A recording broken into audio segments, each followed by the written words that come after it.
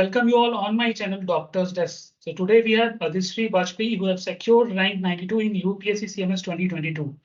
So let's start knowing her journey. So hello Adhishree, how are you? Hello sir, I'm fine. How are you?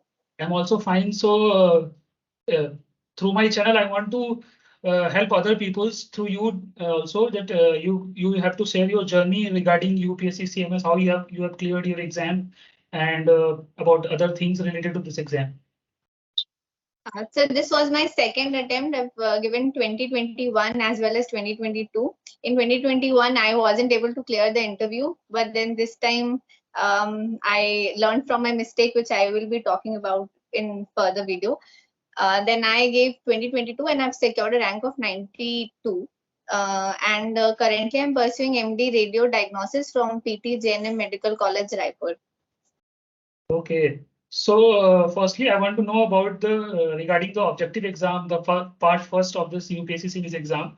What all thing you should other people should keep in mind while preparing for this, according to you?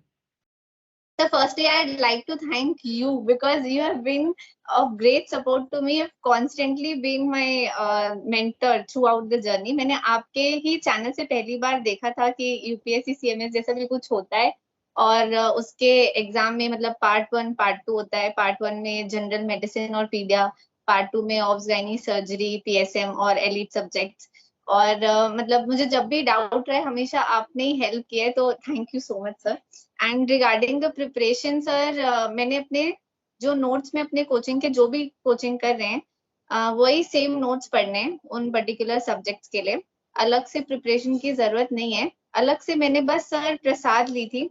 ये combined medical services के लिए प्रसाद आती है जिसमें last year मतलब previous year के question है सारे 2005 से लेके 2022 तक थे मेरे पास. बट मैंने 2015 से लेके 2022 तक के ही सॉल्व किए थे क्योंकि मेरे पास इतना टाइम नहीं था.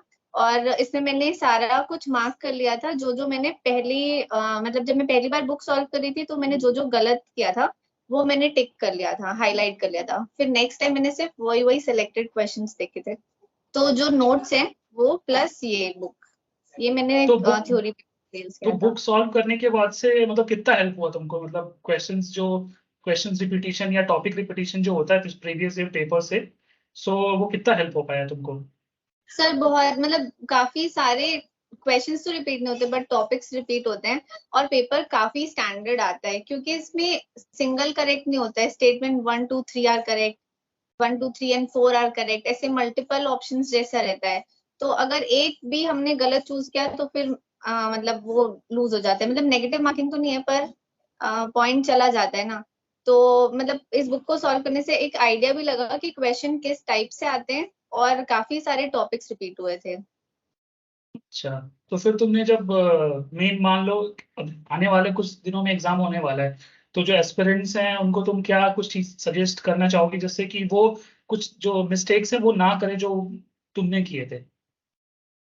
सर जो भी प्रिपरेशन नीट की वो लोग कर रहे होंगे या जो नीट के लिए प्रिपेयर कर रहे हैं या जो नहीं भी कर रहे हैं, जो सिर्फ होल हार्टेडली सीएमएस के लिए प्रिपेयर कर रहे हैं, तो एग्जाम के फ्यू डेज पहले, जैसे मेरे नोट्स काफी शॉर्ट थे सर, तो मेरा मेडिसिन ऐसे 5 डेज में हो जाता था, सर्जरी 4 डेज में हो जाता था. तो ऐसे जो सब्जेक्ट को जितना दिन लगेगा वो सब्जेक्ट को 15 डेज पहले, मतलब एग्जाम जब भी है उसके 15 डेज पहले एक बार जितने भी सब्जेक्ट्स आते हैं एग्जाम में उनको गो थ्रू करना है. मतलब वो टच में रहना ही चाहिए. एंड लास्ट 2 डेज एकदम होल हार्टेडली पूरा प्रीवियस ईयर क्वेश्चन के लिए रखना चाहिए. प्रीवियस ईयर से बहुत सारे रिपीट होते हैं टॉपिक, और जो भी टॉपिक में ऐसा लग रहा है कि हाँ ये नहीं पढ़ा उसको उसी वक्त वो 2 दिन में रिवाइज कर लेंगे. चलो जैसे लास्ट 10 मतलब आने वाले 10 to 15 डेज में एग्जाम्स है, तो एस्पिरेंट्स को क्या करना चाहिए लास्ट टू 10-15 डेज में? Sir revision revision revision, notes revise, जैसे ऐसे सीक्वेंस अरेंज कर सकते हैं. मेडिसिन, फिर सर्जरी, फिर ऑब्स गायनी, फिर पीएसएम. क्योंकि पीएसएम बहुत वॉलेटाइल होता है तो उसको थोड़ा लास्ट में रख सकते हैं. और पेपर 1 और पेपर 2 के बीच में मतलब थोड़ा सा लंच ब्रेक जैसा गैप भी होता है तो उसको भी यूटिलाइज कर सकते हैं. हालांकि मैं नहीं मानती उसको यूटिलाइज करना चाहिए, उस टाइम थोड़ा काम और कूल रहना चाहिए. लेकिन ऐसे 15 डेज में मैंने डिवाइड किया था कि मैंने 5 days medicine, 4 days surgery, 3 days obs gynae, 4 days PSM और एक दिन में ENT, ऑफ्थैल, एनेस्थीसिया, साइकी, क्योंकि ये सब से 3 से 4 क्वेश्चंस कभी कभी आते हैं, 4 कभी कभी एक भी आते हैं शॉर्ट सब्जेक्ट से, तो इनको भी एक बार देख लेना चाहिए, क्योंकि मतलब एक भी क्वेश्चन बहुत इंपॉर्टेंट हो जाता है। और फिर उसके बाद लास्ट 2 डेज मैंने लास्ट 5 इयर्स के क्वेश्चंस पूरे वापस से रिवाइज किए थे, और जो जो टॉपिक्स उसमें वीक थे उसको फिर से किया था।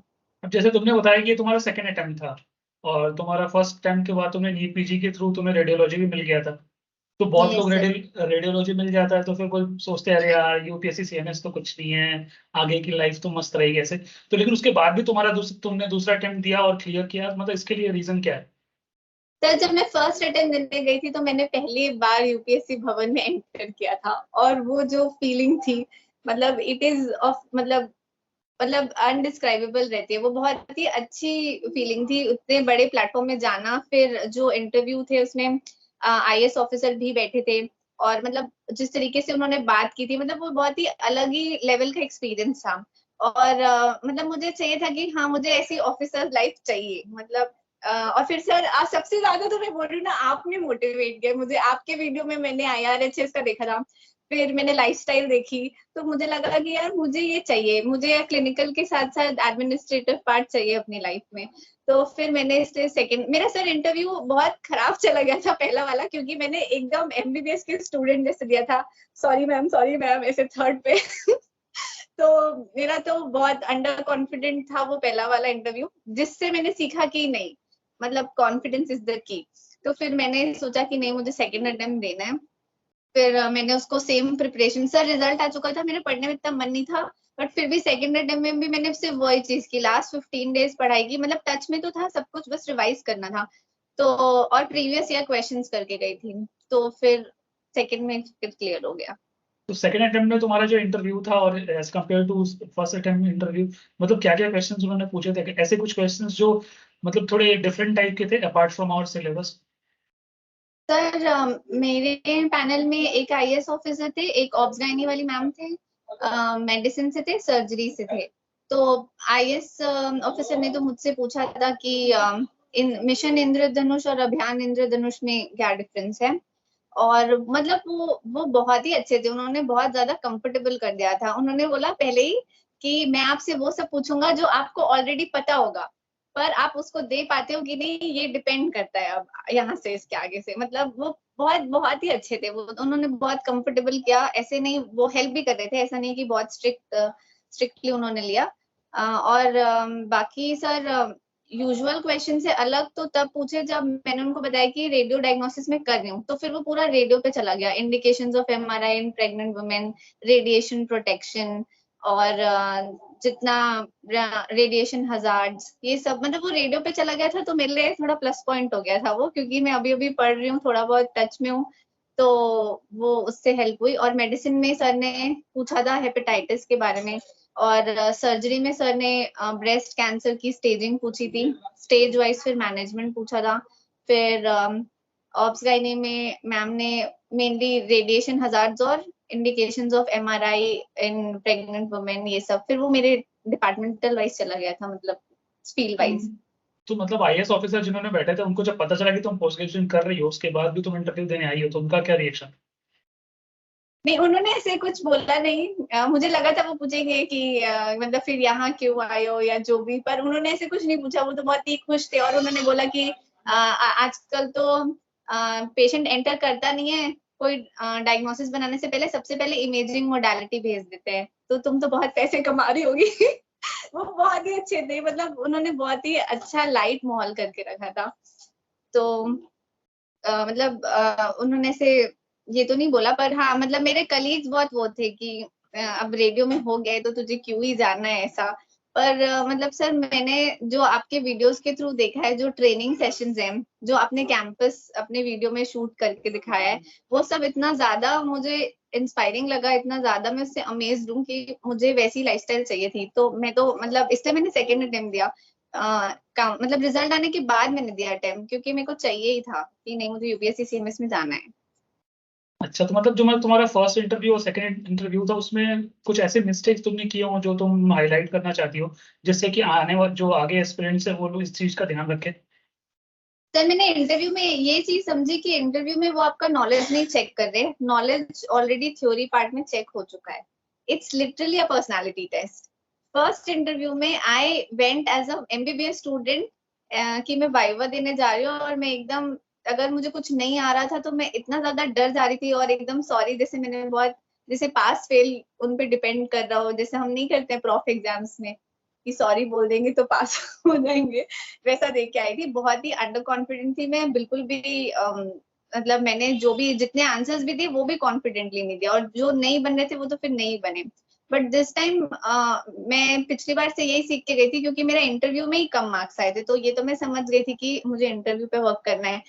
तो मैं इस बार सोच के गई थी कि I have nothing to lose, ठीक है, मिलती है तो भी ठीक है, नहीं मिलती है तो चलो रेडियो बैकअप में है, कोई बात नहीं, चिल करके देंगे। अब मैं वहां पे गई और हाँ मतलब सर बाहर सिविल सर्विसेज वालों का भी हमारे साथ ही इंटरव्यू चल रहा था, और हमारा इंटरव्यू उनसे लंबा चला है। मतलब हम लोग एक जन पूरा इंटरव्यू दे के जब तक आ रहे थे तब तक वहां पे दो खत्म हो जा रहे थे। तो हमारा इंटरव्यू भी काफी लंबा चला है। तो मैं वहां पे बाहर बैठ के अपने आप को, मतलब मैंने कुछ भी आंसर्स रिकॉल नहीं किए, जब मेरा वेटिंग टाइम था, जब अंदर दूसरे कैंडिडेट थे, तब मैं अपने आप को यही समझा रही थी कि मतलब तुम्हें बस काम रहना है, जो भी हो, आता हो नहीं आता हो, बस कॉन्फिडेंटली आंसर करना है। मैंने, मुझे जो आंसर्स नहीं भी आते थे उसमें मैंने बोला कि sorry sir, I am not able to recall it at the current moment as I have not read my books in 6 months। मतलब उनको पता था कि मैं पीजी फर्स्ट ईयर हूँ, तो मतलब टाइम नहीं रहेगा वैसे। मतलब मैंने बहुत ही अच्छे से इस बार हैंडल किया था, जो क्वेश्चंस नहीं भी आ रहे हैं उनको भी मैंने बहुत ही कॉन्फिडेंटली बोला कि नहीं ठीक है, मैं ये पढ़ लूंगी बाद में जाके। और ऐसे एकदम, मतलब एकदम नर्वस होके सॉरी नहीं बोला मैंने, बहुत ऐसे सारे आंसर कॉन्फिडेंटली बोले। शायद मैंने कुछ आंसर गलत भी बोले होंगे, पर मैंने कॉन्फिडेंस मेंटेन किया इस बार। So confidence is the key, they are checking the personality and not the knowledge. अच्छा, और जैसे कि आजकल मैक्सिमम लोग ये देखते हैं, और मैं बहुत लोग मेरे से क्वेश्चन भी मेरे को मैसेज भी करते हैं इससे रिलेटेड कि यूपीएससी सीएमएस की नीट पीजी। तो अगर तुमसे कोई पूछे यार नीट पीजी एग्जाम देके पीजी ज्वाइन करना चाहिए कि यूपीएससी सीएमएस देके जॉब ज्वाइन करना चाहिए, तो अकॉर्डिंग टू मी ये दोनों सेम ही है और एक ही पाथ है। क्योंकि तुम अगर यूपीएससी सीएमएस देके भी अगर तुमको नीट पीजी एग्जाम देना ही है पोस्ट ग्रेजुएशन करने के लिए, और नीट पीजी एग्जाम देके पोस्ट ग्रेजुएशन करने के बाद भी तुम ज्वाइन कर सकती हो। तो लेकिन लोगों को ऐसा रहता है कि हम दोनों में से क्या ज्वाइन करें। तो अगर तुमसे ये कोई क्वेश्चन पूछे तो तुम दूसरे को क्या सजेस्ट करोगी? सर मतलब इट डिपेंड्स, जैसे अगर कोई मुझसे पूछे तो मैं तो यूपीएससी सीएमएस ही ज्वाइन करूंगी, क्योंकि मुझे ऐसे बहुत ज्यादा, मतलब मुझे एडमिनिस्ट्रेटिव पार्ट चाहिए अपनी लाइफ में, और मतलब मुझे, और प्लस मुझे अपना क्लिनिकल जो भी फील्ड है वो भी नहीं छोड़ना है। तो मतलब ये बेस्ट कॉम्बिनेशन है कि मुझे एक ऑफिसर्स लाइफस्टाइल भी मिल रही है, प्लस मुझे अपना कोर सब्जेक्ट भी नहीं छोड़ना पड़ रहा है। तो ये ऐसा कॉम्बिनेशन मुझे और कहीं पे नहीं मिलेगा, इसलिए मैं ये चूज करूंगी। और बाकी डिपेंड्स ऑन, मतलब ये पर्सनल चॉइस पे डिपेंड करता है। यूपीएससी सीएमएस में बहुत ज्यादा स्कोप है, अभी ये फिलहाल ज्यादा लोग इतना, मतलब वो नहीं कर पाते हैं कि एकदम, मतलब नीट पीजी का इतना ज्यादा क्रेज है कि लोग कुछ और डायरेक्शन में सोच ही नहीं पाते हैं। और मतलब अटेम्प्ट्स पे अटेम्प्ट्स दिए जा रहे हैं, हो रहा है नहीं हो रहा है, फ्रस्ट्रेट हो रहा है। मतलब थोड़ा सा हॉरिजन वाइडन करने की जरूरत है, बहुत ज्यादा स्कोप है इसमें। और मैं तो कितनी बार वीडियो में रिपीट कर चुकी हूँ कि मैं तो फुल ऑन आपके वीडियो से एकदम इंस्पायर्ड हो चुकी हूँ। तो मतलब यूपीएससी सीएमएस भी बहुत ही अच्छा ऑप्शन है अगर किसी को आगे कंटिन्यू करना है तो। और आप उसके बाद नीट पीजी इसके बाद भी देके आप ज्वाइन कर सकते हैं। जैसे मैं 3 साल की स्टडी लीव लूंगी, मैं अपना ग्रेजुएशन पोस्ट ग्रेजुएशन कंप्लीट करके फिर वापस सीएमएस ज्वाइन कर लूंगी। ऐसा भी ऑप्शन है। प्लस डीएनबी में रेलवे में रिजर्वेशन भी मिलता है, तो ये एक एडेड एडवांटेज रहेगा अगर आप पहले सीएमएस ज्वाइन कर लेते हैं। फिर आप किसी भी डीएनबी अगर रेलवे के हॉस्पिटल से करना चाहते हैं तो उसमें रिजर्वेशन भी रहता है, तो उसमें भी हेल्प मिलती है। अच्छा, और अभी तक जैसे अब लोग, कुछ लोग हैं जो नया एमबीबीएस कॉलेज में ज्वाइन करेंगे, कुछ लोग हैं जो पोस्ट ग्रेजुएशन ज्वाइन करेंगे, तो और कुछ लोग यूपीएससी सीएमएस के एग्जाम देंगे। तो अगर कॉमन जो पब्लिक है वो वही है जो लोग बायोलॉजी लेके आगे हमारे साथ ज्वाइन करते हैं, मतलब एट द एंड मतलब ये पूछना चाहता हूँ कि जो हमारे मेडिकल फील्ड में जो लोग आ गए हैं उनको तुम्हारी तरफ से क्या एडवाइस रहेगी आगे फ्यूचर लाइफ के लिए? मतलब कुछ होता है ना कि हम, हमारे मन में ऐसा रहता है कि हमको ऐसा करना चाहिए और इस चीज का ध्यान रखना चाहिए और इस चीज को नहीं करना चाहिए, रिपीट बार बार। सर मतलब एमबीबीएस लेने के बाद या फिर मतलब बायो लेने के बाद। जैसे मान लो कि एमबीबीएस उन्होंने ज्वाइन कर लिया, कॉलेज में बहुत होता है ना, आजकल लोग फर्स्ट ईयर से ही बहुत सारे ऑनलाइन प्लेटफॉर्म से वो ज्वाइन कर लेते हैं और पीजी की प्रिपरेशन में लग जाते हैं और भूल जाते कि कॉलेज लाइफ भी कुछ है। नहीं सर, मतलब मैं खुद उनमें से रही हूँ जिसने लाइक ऑलमोस्ट थर्ड ईयर से अपनी पर्सनल लाइफ बहुत ज्यादा सैक्रिफाइस कर दी थी और मुझे उसका रिग्रेट है। तो मतलब मैं मैं ये कहना चाहती हूँ कि मतलब मेंटल पीस बहुत ज्यादा इंपॉर्टेंट है, मेंटल हेल्थ बहुत ज्यादा इंपॉर्टेंट है, जो बहुत ज्यादा लेस टॉक्ड अबाउट है। इतना ज्यादा कॉम्पिटिटिव हो गया आजकल बच्चे की फर्स्ट ईयर से इतना, मतलब मैरो भी ले लेंगे, प्रेप लैडर भी ले लेंगे, पता नहीं क्या क्या जितने कोचिंग अवेलेबल होंगे, सारे सारे एप्स होते हैं उनके पास। कि तू आज ये सब्जेक्ट मुझे इस ऐप से दे दे, मैं तुझे वो सब्जेक्ट उस ऐप से दे दूंगा। और फर्स्ट ईयर से इतना प्रिपेयर करते हैं। फर्स्ट ईयर में my only concern was to pass anyhow मैं बस पास होने के लिए डर रही थी। तो मतलब लाइफ को एंजॉय करना बहुत जरूरी है। मतलब बहुत कॉलेज में फेस्ट होते हैं, इन सब में पार्टिसिपेट करना बहुत जरूरी है। और थोड़ा घूमना फिरना एंजॉय करना, ये सब बहुत ही इम्पोर्टेंट है अपने आप को बहुत ज्यादा मतलब मेंटली हैप्पी रखने के लिए। क्योंकि मतलब लास्ट लास्ट के एग्जाम में मैं तो फ्रस्ट्रेट हो गई थी। तो मुझे वो अपना वीकनेस लगता है कि हाँ, ये गलती मुझसे हुई कि मैंने बहुत ज्यादा ही सीरियसली ले लिया। पर मतलब एक बैलेंस बना के चल सकते थे। तो मैंने सर फिर इसलिए मैंने इसको लास्ट लास्ट में थोड़ा सा करेक्ट करने की कोशिश की कि मतलब मेरा कॉन्वोकेशन और अप्रैन डे और ये सब सेलिब्रेशन पहले मैंने सोचा था मैं अटेंड नहीं करूंगी। फिर मैंने सोचा नहीं यार, ये लाइफ में एक बार आएगा और अगर मैंने इसको मिस कर दिया ना, और मैं पूरी लाइफ रिग्रेट करूंगी। तो फिर मैंने सारे अपने फिर लास्ट के सारे फंक्शंस अटेंड किए और उससे जो मुझे खुशी मिली है ना, मतलब उसका मतलब कोई कंपैरिजन ही नहीं है। तो उसको अटेंड करके आके मेरी ज्यादा अच्छी पढ़ाई हुई। तब फिर मुझे रियलाइज हुआ ये मैं पूरे साल भी कर सकती थी जो मैंने नहीं किया। तो मतलब दोनों का बैलेंस बहुत जरूरी है। ऐसा भी नहीं कि एकदम बस मस्ती किए जा रहे हैं, या फिर ऐसा भी नहीं कि एकदम सिर्फ पढ़े जा रहे हैं। मतलब बहुत बैलेंस बनाना जरूरी है और बैलेंस बनाना पॉसिबल भी है। ये मुझे थोड़ा लेट रियलाइज हुआ, बट इट इज पॉसिबल, तो one can definitely do it. Okay, तो एट द एंड अब लास्ट में बस मैं ये जानना चाहता हूँ तुमसे कि अब कुछ दिन बाद एग्जाम है, तो लोगों को क्या छोटी छोटी चीजें ध्यान रखनी चाहिए इस 15 डेज में, जिससे कि वो मिस्टेक्स ना रिपीट करे एग्जाम के लिए, यूपीएससी एग्जाम के लिए। और आपकी वॉइस ब्रेक हो रही है इसमें। मैं बोल रहा हूँ कि आने वाले नेक्स्ट टू 10 to 15 डेज में एग्जाम्स हैं, तो तुम क्या एडवाइस देना चाहोगी कि ये छोटी चीजें वो ध्यान रखें एग्जाम सेंटर में एंटर होने से पहले। Yes sir. सर तो कोई भी न्यू सोर्स ना उठाएं। जो सोर्स है, मतलब कोई भी एक सोर्स को मल्टीपल टाइम्स करना is far better than multiple source को एक टाइम करना। और क्वेश्चन प्रैक्टिस में in terms of mock exams, मतलब अगर इस पॉइंट पे क्यू बैंक वगैरह करना बहुत ज्यादा वेस्ट ऑफ टाइम रहेगा, तो mock exams in terms of जैसे मैंने बताया कि बहुत सारा मतलब अवेलेबल है मार्केट में पेपर्स प्रीवियस ईयर, उसको सॉल्व कर सकते हैं। और रिवीजन रिवीजन रिवीजन, मतलब अगर टाइम बच रहा है तो भले एक बार और रिवाइज कर लो, पर वो सेम चीज रिवाइज करो। क्योंकि एग्जाम में वही याद आएगा जो आपने 3 से 4 बार पढ़ा होगा। कुछ न्यू एक बार पढ़ के वैसे भी भूलने ही वाले हैं। और दूसरा कि बिल्कुल भी स्ट्रेस नहीं लेना है। सर मुझे याद है कि एम्स एग्जाम में, मतलब आईएनआई सीटी में, एक दिन पहले मैं इतनी पैरानॉइड हो गई थी ना, मैं सोई थी ना मैंने लास्ट तक रिवीजन करना छोड़ा था। और वो इतना बेकार पेपर दे के आई थी मैं। तो जब रिजल्ट आया उसके बाद मैंने सोचा कि अब 10 डेज के अंदर ही नीट था उस टाइम पे। तो उससे मैंने ये सीखा कि ये चीज तो बिल्कुल भी रिपीट नहीं करनी है, बहुत ही काम माइंड से जाना है। तो नीट पीजी के पहले और सीएमएस के पहले मैंने 8 o'clock और 7 o'clock को पढ़ाई बंद कर दी थी, सब कुछ बंद कर दिया था और मैं सिर्फ मेडिटेट की थी। और मैंने वो वीडियोस देखे थे जिससे कि जिसमें जिसमें यूट्यूब में ये सब दिखा रहा था कि कैसे काम रहना है बस एग्जाम में। और मैंने बिल्कुल भी अपने आप को रिजल्ट से डिटैच कर लिया था कि अब जो होगा देखा जाएगा। मतलब इतना ज्यादा पढ़ने के बाद इस पॉइंट पे पहुंच गई हूँ मैं कि अब ये टेंशन नहीं लेने की रिजल्ट क्या होगा। मतलब जिस लेवल का काम मैंने नीट पीजी के पहले मतलब अचीव किया था, वो शायद मैंने और किसी एग्जाम के पहले नहीं किया, और उसका मतलब मुझे रिजल्ट दिखा। तो मतलब mental strength, revision and Q bank, ये 3 पिलर्स रहेंगे। कोई भी एग्जाम हो, सीएमएस हो, नीट पीजी हो, आईएनआई हो, कोई भी एग्जाम हो, मतलब एकदम मेंटली काम रहना है, एकदम काम, बिल्कुल पैनिक नहीं, एंजाइटी नहीं, और ये अचीवेबल है। बहुत लोगों को रात में नींद नहीं आती, बट मैंने 8 बजे से ना सिर्फ मेडिटेट किया था, 1 घंटे 2 घंटे की, बस अब शांत रहना है, एकदम पीसफुल रहना है, और रिविजन एंड रिवाइज, बस ये मतलब question paper previous okay, year के।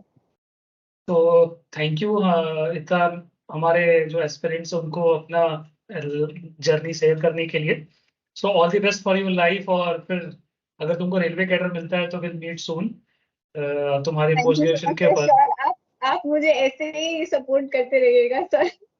डेफिनेटली, मेरे को तो अच्छा लगता है लोगों को हेल्प करना, इसीलिए मैंने ये चैनल ही बनाया, जिससे मैं यस लोगों को इन्फॉर्मेशन प्रोवाइड कर सकूं, जिससे वो अपने करियर में कुछ ऐसा गलत ना डिसीजन ले ले, और जितना मैं अपने एक्सपीरियंस से लोगों को हेल्प कर पाऊँ उतना ज्यादा अच्छा लगेगा। ये सबको करना चाहिए, जिसको मौका मिले उसको हेल्प करना जरूर चाहिए, ये मैं यस मानता सर, हूँ। अगर आपके वीडियोस नहीं होते सर तो मैं कभी इतनी मोटिवेटेड नहीं होती, ये मतलब मैं बिल्कुल भी एग्जैजरेट नहीं कर रही, दिस इज द ट्रूथ।